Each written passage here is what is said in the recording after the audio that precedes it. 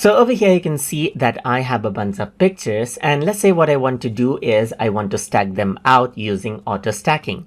So what you can actually do right here is go around onto the photos menu and then go around onto stacking right here and then choose auto stack by capture time.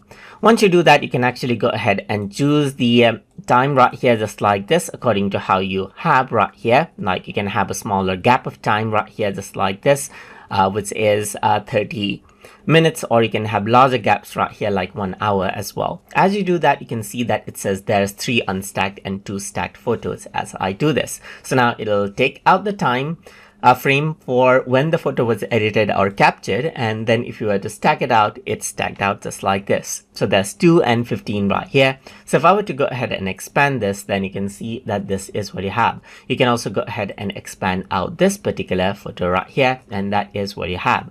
And that is how you can utilize the auto stacking option inside of Adobe Photoshop Lightroom as well. So hope you guys learned something as always. And as always, please like, comment, share, and subscribe.